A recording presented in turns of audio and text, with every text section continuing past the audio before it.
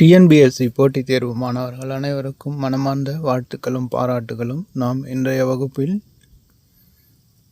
பெரியாருடைய வரலாறு மற்றும் அவரால் ஏற்படுத்தப்பட்ட சுயமரியாதை இயக்கம் ஆகியவற்றை பற்றிய விரிவான ஒரு விளக்கத்தை இப்போது பார்க்கலாம். ஏனென்றால் பெரியாரை பற்றிய கேள்விகள் இல்லாத டிஎன்பிஎஸ்சி தேர்வுகளே இல்லை என்று சொல்லலாம். அந்த அளவுக்கு பெரியாருடைய கொள்கைகள் மற்றும் சுயமரியாதை இயக்கம், அவர் தொடங்கிய நாளிதழ்கள், அவருடைய சமூக சீர்திருத்தங்கள் போன்றவற்றிலிருந்து நிச்சயமாக 1 அல்லது 2 கேள்விகள் அனைத்து டிஎன்பிஎஸ்சி தேர்வுகளிலும் கேட்கப்படுகிறது. எனவே அதனுடைய முக்கியத்துவம் கருதி இன்றைய வகுப்பில் தந்தை பெரியாருடைய சுயமரியாதை இயக்கம் மற்றும் அவரால் ஏற்படுத்தப்பட்ட கொள்கைகள் மற்றும் சமூக சீர்திருத்தங்கள், அதுபோக அவரால் தொடங்கப்பட்ட நாளிதழ்கள் ஆகியவற்றை பற்றிய முழுமையான விவரங்களை இப்போது பார்க்கலாம். நண்பர்களே, ஏற்கனவே நாம் தமிழ்நாட்டில் சமூக மாற்றங்கள் என்ற ஒரு வகுப்பை பார்த்திருக்கிறோம். பார்க்காதவர்கள் நம்முடைய யூடியூப் சேனலில் பதிவேற்றம் செய்யப்பட்டுள்ளது, பார்த்து பயன்பெறுங்கள். இப்போது அதன் தொடர்ச்சியாக, அதாவது தமிழ்நாட்டில் சமூக மாற்றங்கள் என்பதன் தொடர்ச்சியை இப்போது பார்க்கலாம். அதாவது பெரியாருடைய சுயமரியாதை இயக்கத்தை பற்றிய இப்போது பார்க்கலாம். சுயமரியாதை இயக்கம், அதாவது செல்ஃப் ரெஸ்பெக்ட் மூவ்மெண்ட் என்று சொல்லக்கூடிய சுயமரியாதை இயக்கம் தமிழ்நாட்டில் பிராமணர் அல்லாதவர்களின் மேம்பாட்டிற்கான ஒரு திட்டத்தை அறிமுகம் செய்தது. பெண்களின் தாழ்வான நிலைக்கு எழுத்தறிவின்மையே காரணம் என அந்த இயக்கம் அறிவித்தது.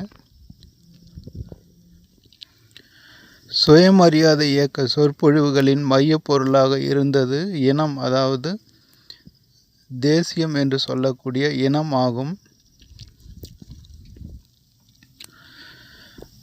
சுயமரியாதை இயக்கம் பிராமணர் அல்லாத இந்துக்களின் நலன்களுக்காக மட்டுமல்லாமல் இஸ்லாமியர்களின் நலனுக்காகவும் போராடியது. தந்தை பெரியாரை பற்றிய வரலாற்றை இப்போது பார்க்கலாம். பெரியார் ஈ.வே. ராமசாமி, அதாவது 1879 பிறந்து 1973 மறைகிறார். சுயமரியாதை இயக்கத்தை தோற்றுவித்தவர் ஆவார். இவர் ஈரோட்டைச் சேர்ந்த ஒரு வணிக குடும்பத்தில் பிறந்தவர். இளைஞராக இருந்தபோது வீட்டை விட்டு வெளியேறி பல மாதங்கள் வாரணாசியிலும் ஏனைய சமயம் சார்ந்த மையங்களிலும் தங்கியிருந்தார். வைதிக இந்து சமயத்துடன் ஏற்பட்ட நேரடி அனுபவங்கள் இந்து சமயத்தின் மீது அவர் கொண்டிருந்த நம்பிக்கைகளை தகர்த்தன. ஈரோட்டின் நகர சபை தலைவர் பதவியை 1917 வகித்து வந்தார். ராஜாஜியின் முன்முயற்சியினால் பெரியார் மற்றும் வரதராஜுலு போன்ற பிராமணர் அல்லாத தலைவர்களும் காங்கிரஸ் கட்சியில் சேர்க்கப்பட்டனர். ஒத்துழையாமை இயக்கத்திற்கு ஆதரவாக தான் வகித்து வந்த அனைத்து அரசு பொறுப்புகளையும் அவர் ராஜினாமா செய்தார். கோவில்களுக்குள்ளும் அதை சுற்றியுள்ள வீதிகளுக்குள்ளும் நுழைவது மறுக்கப்பட்டிருந்தது. இப்படிப்பட்ட நடைமுறையினை வைக்கம், அதாவது திருவாங்கூர் சமஸ்தானத்தின் ஒரு சுதேசி அரசு, தற்போதைய கேரள மாநிலத்தில் உள்ள ஒரு நகரம், அதை மக்கள் எதிர்த்தனர். எதிர்ப்பின் தொடக்க கட்டங்களில் மதுரையைச் சேர்ந்த ஜார்ஜ் ஜோசப் பெரும்பங்கு வகித்தார். அதற்கடுத்து சேரன்மாதேவி குருகுல பள்ளியில் உணவு உண்ணும் அறையில் ஜாதி அடிப்படையிலான பாகுபாடு நிலவுவதைக் கண்டு தமிழ்நாடு காங்கிரஸ் கமிட்டியின் நிதி உதவி வ.வே. சுப்பிரமணியம் என்னும் காங்கிரஸ் தலைவரால் அது நடத்தப்பட்டு வந்தது. குருகுலத்தில் ஜாதி பாகுபாட்டை காங்கிரஸ் தொடர்ந்து ஆதரித்ததால் மனம் உடைந்தார். அந்த காரணத்தினால் பெரியார் காங்கிரஸிலிருந்து வெளியேறினார். அதன் காரணமாக 1925 காஞ்சிபுரத்தில் நடைபெற்ற காங்கிரஸ் குழுவின் வருடாந்திர மாநாட்டில் நிறைவேற்ற முயற்சி செய்து தோல்வியடைந்தார். இருந்தாலும் 1925 காங்கிரஸை விட்டு வெளியேறினார். அந்த ஏமாற்றத்தை தொடர்ந்து பெரியார் 1925 சுயமரியாதை இயக்கத்தை தொடங்கினார். பகுத்தறிவு கருத்துக்களை மக்களிடையே பரப்புவதில் மக்கள் தொடர்பு சாதனங்களின் முக்கியத்துவத்தை பெரியார் புரிந்து கொண்டிருந்தார். அதன் அடிப்படையில் சில நாளிதழ்களை அவர் தொடங்கினார். 1925 குடியரசு என்ற செய்தித்தாளை தொடங்கினார். 1928 ரிவோல்ட் என்ற செய்தித்தாளை தொடங்கினார். 1933 புரட்சி என்ற செய்தித்தாளை தொடங்கினார். 1934 பகுத்தறிவு என்னும் செய்தித்தாளை தொடங்கினார். 1935 விடுதலை என்ற செய்தித்தாளை தொடங்கினார்.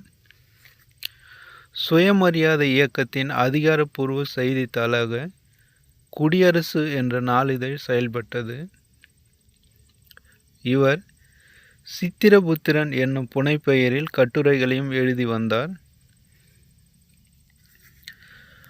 1954 பர்மாவில் நடைபெற்ற புத்தரின் 2500வது பிறந்த நாள் விழாவில் கலந்து கொள்ள சென்றார். பௌத்த சமய முன்னோடிகளையும் தென்னிந்தியாவின் முதல் பொது உடைமைவாதியுமான சிங்கரவேலருடன் நெருக்கமாக உறவு கொண்டிருந்தார். டாக்டர் அம்பேத்கர் எழுதிய ஜாதி ஒழிப்பு, அதாவது அனிகிலேஷன் ஆஃப் கேஸ்ட் என்னும் நூலை, அந்த நூலை வெளிவந்தவுடன் 1936 தமிழில் மொழிபெயர்த்தார். அம்பேத்கர் அவர்களின் ஒடுக்கப்பட்ட மக்களுக்கு தனித்தேர்தல் தொகுதியை பெரியாரும் ஆதரித்தார். இந்தி எதிர்ப்பு போராட்டமானது 1937 முதல் 1939 வரை தமிழ்நாட்டு அரசியலில் மிக பெரும் தாக்கத்தை ஏற்படுத்தியது. இந்த போராட்டத்திற்காக பெரியார் சிறையில் அடைக்கப்பட்டார். அப்போது நீதி கட்சியின் தலைவராக தேர்ந்தெடுக்கப்பட்டார். நீதி கட்சி சுயமரியாதை இயக்கத்துடன் இணைந்தது. அதன் பிறகு 1944 திராவிடர் கழகம் என புது பெயர் சூட்டப்பட்டது. அதாவது நீதி கட்சியானது 1944 பெரியார் அவர்களால் திராவிடர் கழகம் என மாற்றி அமைக்கப்பட்டது. அதாவது சென்னை மாநிலத்தின் முதலமைச்சராக இருந்த ராஜாஜி, அதாவது 1952 54 வரை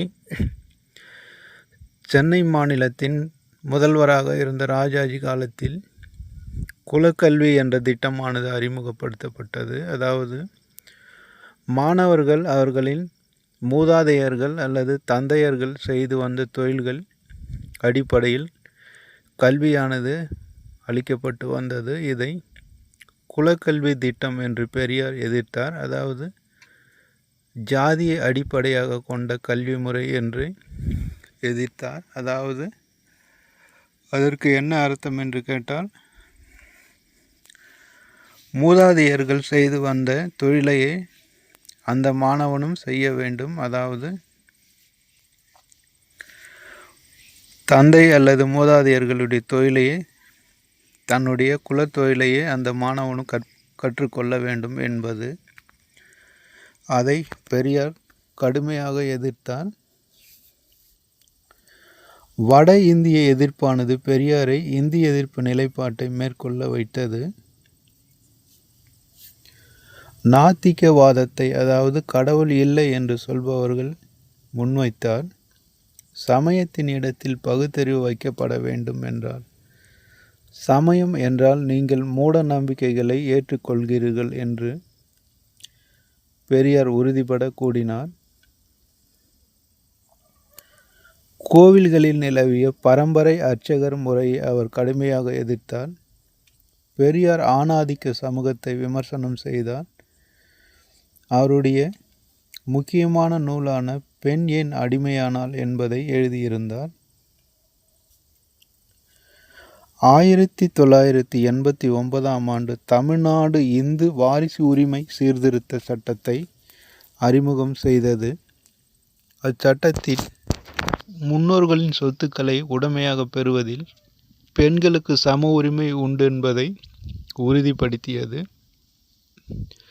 இம்முன்மாதிரியாக அமைந்த இச்சட்டம் தேசிய அளவிலும் இதுபோன்ற சட்டங்கள் இயற்றப்படுவதற்கு அடிப்படையாக அமைந்தது. இதுவரை பெரியாருடைய கொள்கைகள் மற்றும் சீர்திருத்தங்கள், அவர் தொடங்கிய செய்தித்தாள்கள் ஆகியவற்றை பார்த்தோம். தற்போது இரட்டைமலை சீனிவாசன் அவர்களை பற்றிய விவரங்களை பார்க்கலாம்.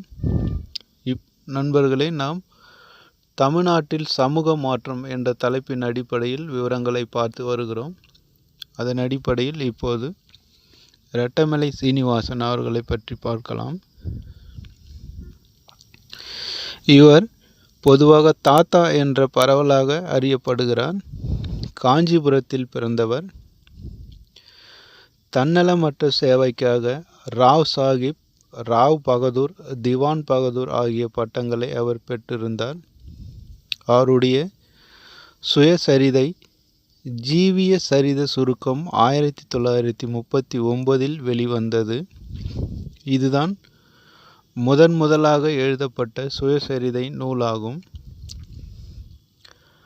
1893இல் ஆதி திராவிட மகாஜன சபை என்னும் அமைப்பை உருவாக்கினார். தென்னாப்பிரிக்காவில் காந்தியடிகளை சந்தித்த இரட்டைமலை சீனிவாசன் அவருடன் நெருக்கமாக இருந்தார். 1923இல் சென்னை மாகாண சட்டசபை உறுப்பினராக ஆனார். அம்பேத்கருக்கு நெருக்கமான அவர் லண்டனில் 1930 மற்றும் 31இல் நடைபெற்ற முதல் 2 வட்டமேசை மாநாடுகளில் கலந்து கொண்டார். அதற்கடுத்து 1932இல் செய்து கொள்ளப்பட்ட பூனா உடன்படிக்கையில் இவரும் கையெழுத்திட்டிருக்கிறார். அதற்கடுத்து மயிலை சின்னத்தம்பி ராஜா, அதாவது MC ராஜா என்று சொல்லக்கூடிய மயிலை சின்னத்தம்பி ராஜா, இவர் ஒடுக்கப்பட்ட வகுப்பை சார்ந்த தலைவர்களில் முக்கியமானவர். சென்னை மாகாணத்தில் ஒடுக்கப்பட்ட வகுப்பிலிருந்து சட்ட மேலவைக்கு தேர்ந்தெடுக்கப்பட்ட முதல் உறுப்பினர் ஆவார். சென்னை சட்டசபையில் நீதி கட்சியின் துணைத் தலைவராக செயல்பட்டார். ஆதி திராவிடர், ஆதி ஆந்திரர் என்னும் வார்த்தைகளை பயன்படுத்துமாறு பரிந்துரைத்தார். 1928இல் அகில இந்திய ஒடுக்கப்பட்டோர் சங்கம் என்னும் அமைப்பை உருவாக்கி அதன் தலைவராக நீண்ட காலம் இருந்தார். தற்போது தமிழ்நாட்டில் தொழிலாளர் இயக்கங்கள். இந்தியாவில் தொழில்கள் வளர முதல் உலகப் போர் உத்வேகம் அளித்தது. PP வாடியா, மா சிங்காரவேலர், திருவிக போன்றவர்கள் தொழிலாளர் சங்கங்கள் அமைப்பதில் முயற்சிகளை மேற்கொண்டனர். 1918இல் இந்தியாவின் முதல் தொழில் சங்கமான சென்னை தொழிலாளர் சங்கம் உருவாக்கப்பட்டது. அகில இந்திய தொழிலாளர் சங்கத்தின் முதல் மாநாடு 1920 அக்டோபர் 31இல் பம்பாயில் நடைபெற்றது.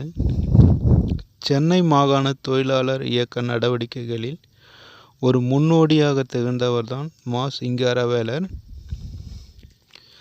1923இல் முதலாக மே தினத்தை கொண்டாடியவர் சிங்காரவேலர். இந்திய பொது உடைமை, அதாவது கம்யூனிஸ்ட் கட்சியின் ஆரம்பகால தலைவர்களில் ஒருவராக இருந்தவர். தொழிலாளி வர்க்கத்தின் பிரச்சனைகளை வெளிப்படுத்துவதற்காக தொழிலாளன் என்ற பத்திரிகையை வெளியிட்டார். இந்திய விடுதலைக்கு முன்பு மொழி போராட்டம். ஆபிரகாம் பண்டிதர் தமிழிசை வரலாற்றை முறையாக கற்றாய்ந்து பழந்தமிழர் இசை முறையை மீட்டுருவாக்கம் செய்ய முயன்றார். 1912 தஞ்சாவூர் சங்கீத வித்யா மகாஜன சங்கம் என்ற அமைப்பை ஏற்படுத்தினார்.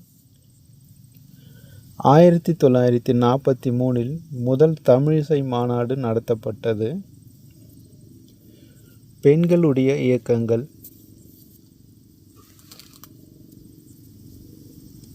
தமிழ்நாட்டில் சமூக மாற்றங்கள் என்ற தலைப்பை பற்றி பார்த்து வருகிறோம். அதன் அடிப்படையில் தற்போது பெண்களின் இயக்கங்களை பற்றி பார்க்கலாம். தமிழ்நாட்டில் உருவான இந்திய பெண்கள் சங்கம், அகில இந்திய பெண்கள் மாநாடு ஆகியவை முக்கியமானவாகும். இந்திய பெண்கள் சங்கம் என்பது 1917 அன்னி பெசன்ட், டோரதி ஜினராஜ தாசா, மார்கரெட் கசின்ஸ் ஆகியோரால் சென்னை அடையாறு பகுதியில் தொடங்கப்பட்டது. 1927 அகில இந்திய பெண்கள் மாநாட்டை நிறுவியது. பெண்களின் விடுதலை என்பது சுயமரியாதை இயக்கத்தின் முக்கிய நோக்கங்களில் ஒன்றாக இருந்தது.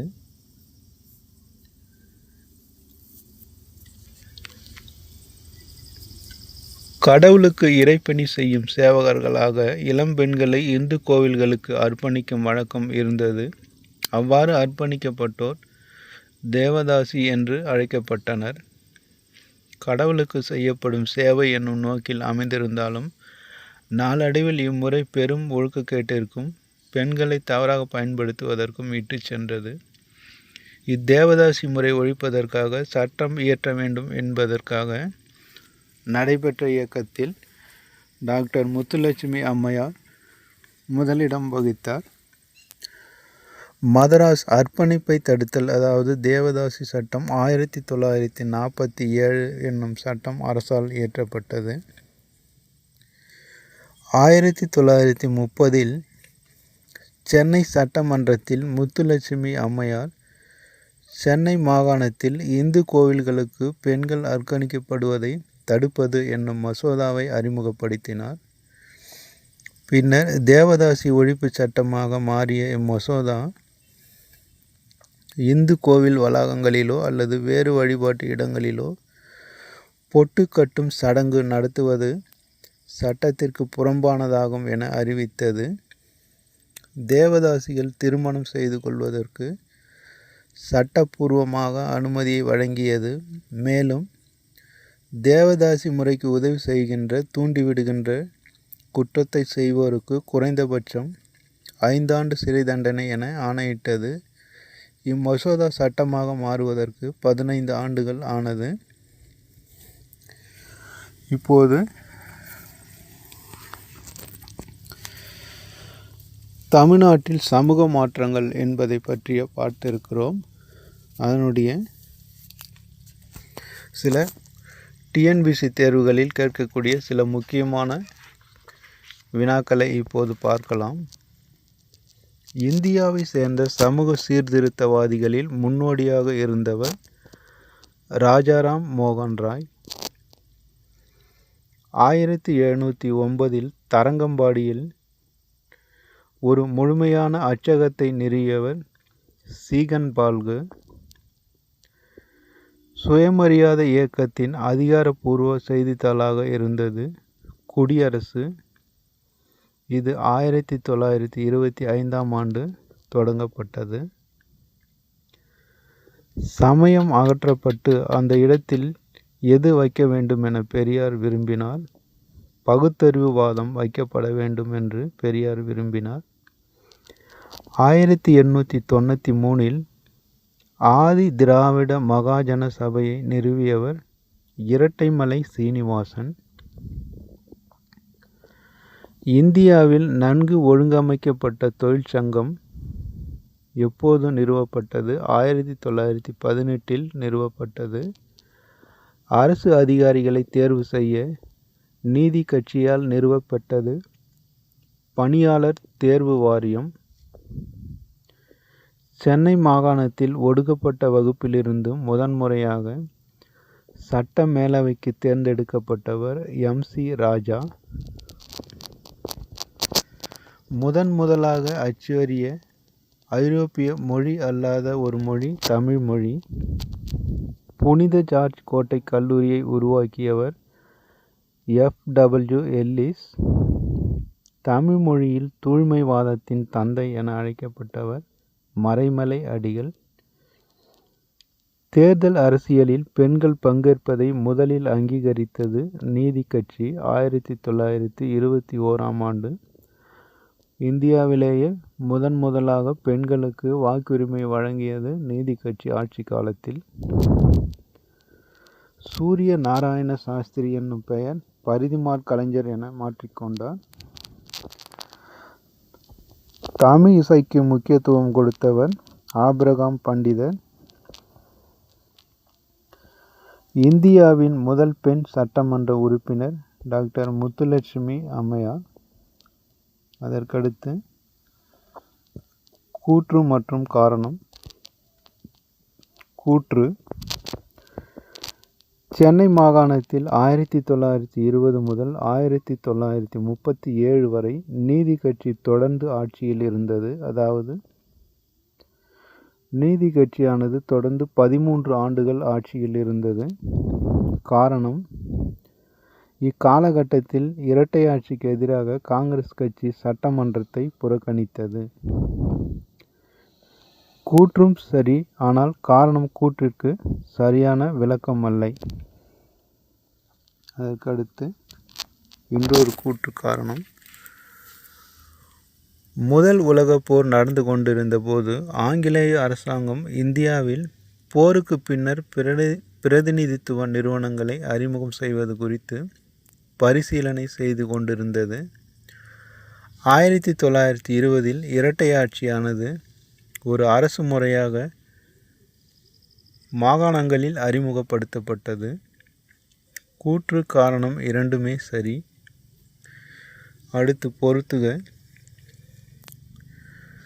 திராவிடர் இல்லம் சி. நடேசனார் 1916இல் சென்னை திருவல்லிக்கேணி பகுதியில் தங்குவதற்காக ஏற்படுத்தினார். தொழிலாளன் என்ற பத்திரிகையை சிங்காரவேலர் ஏற்படுத்தினார்.